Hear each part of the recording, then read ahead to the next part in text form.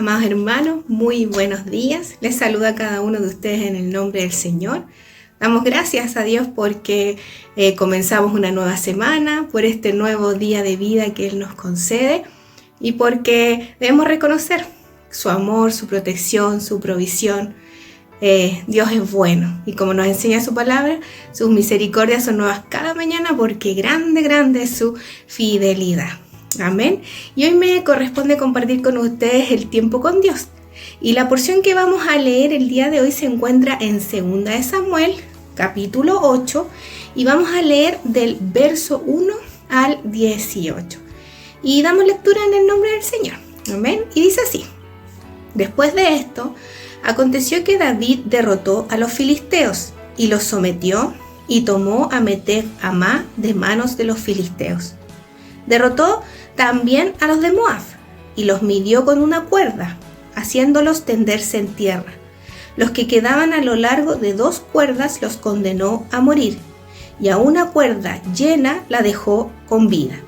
Y fueron los moabitas siervos de David pagando tributo.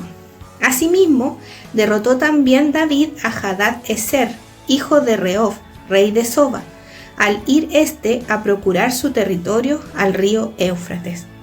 David los capturó, 1,700 hombres de a caballo y 20,000 hombres de a pie, y mutiló a los caballos de todos los carros, pero dejó suficientes para 100 carros. Y vinieron los sirios de Damasco para dar ayuda a Hadad-ezer, rey de Soba, pero David hirió a 22,000 hombres entre los sirios. Puso luego David una guarnición en Siria de Damasco, y los sirios quedaron sometidos a David pagando tributo. Y Jehová dio la victoria a David por donde quiera que fue.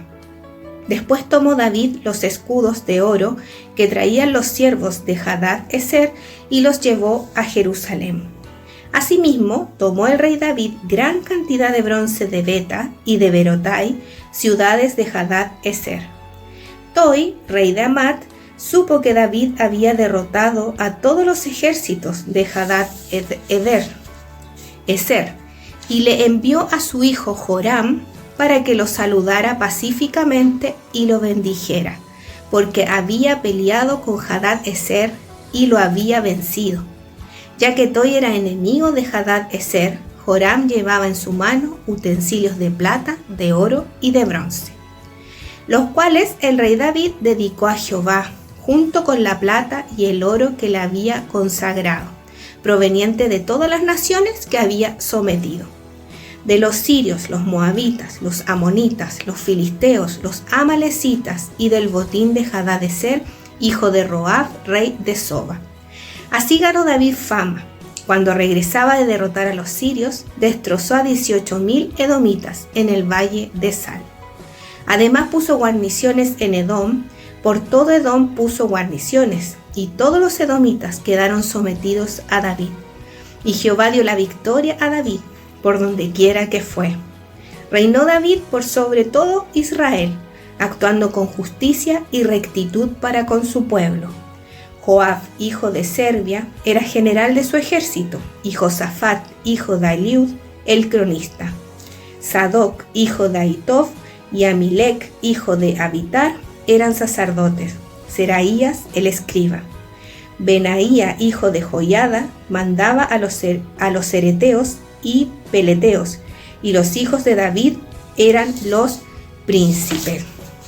Entonces, vemos en esta porción de la palabra, ¿cierto?, que David, ¿cierto?, iba de victoria tras victoria. Y como en 2 versículos se repite que dice: donde quiera que iba David, ¿cierto?, Dios estaba con él y le daba la victoria. Y si nos retrocedemos al capítulo anterior, que es en el 7, vemos cómo Dios establece su pacto con David. Y es ahí donde de alguna manera Dios le dice: yo voy a estar contigo, yo te voy a respaldar en esto, y además le da una tremenda promesa hermosa que le dice que su simiente, su linaje iba a estar en todos los reyes de Israel.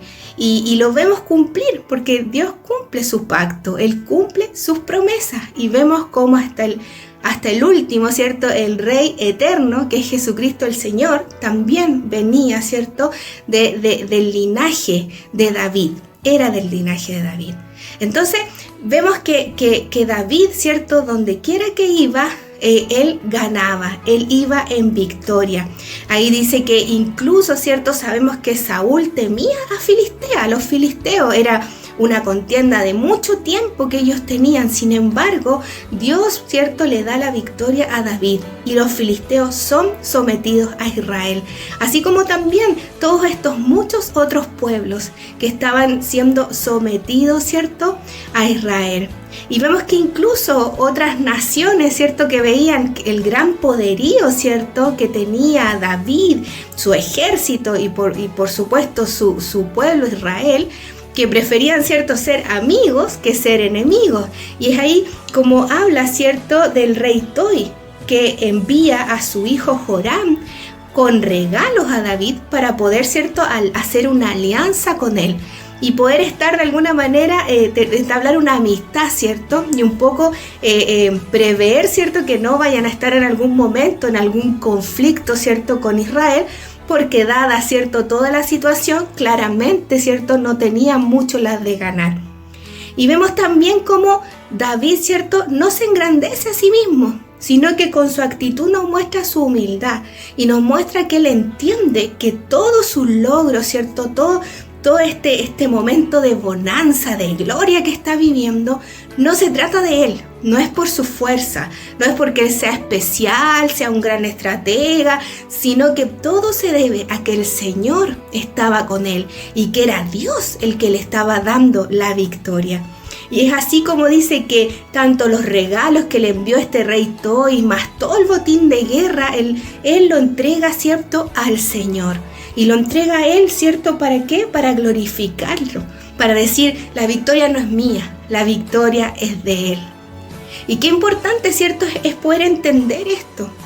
David, ¿cierto?, estaba cosechando, ¿cierto?, todo lo que en el fondo había sembrado. Él pasó un tiempo complejo de persecución, un tiempo donde él había sido ungido rey, pero sin embargo pasaban los años y él, más que un rey, era un exiliado y un hombre que huía porque lo querían matar, porque sabemos que Saúl solo quería matar y asesinar a David por el celo que tenía contra de él. Sin embargo, David siempre fue obediente al Señor. Él siempre creyó en las promesas de Dios y de alguna manera entendió que a su tiempo el Señor cumpliría la palabra que le había dado. Si el Señor lo había ungido rey, llegaría el tiempo en que él gobernaría a Israel. Y es eso lo que tenemos que entender, y yo siento que es lo que David entendió, ¿cierto?, que Dios era el dueño de su vida, que Él era el Señor de su vida, que Él lo hizo el Señor de su vida, y que eso significa que yo someto todo lo que soy, todo lo que yo espero, mis anhelos, mis sueños, bajo la autoridad de Dios, para que Él guíe mi vida, para que Él me muestre cuál es su propósito, cuáles son sus sueños para mi vida y no los míos.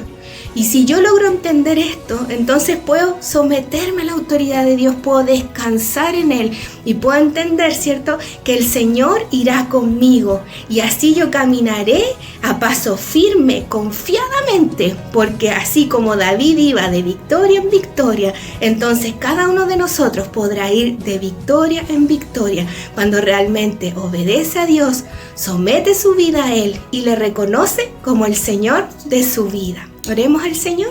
Señor, te damos gracias por esta palabra.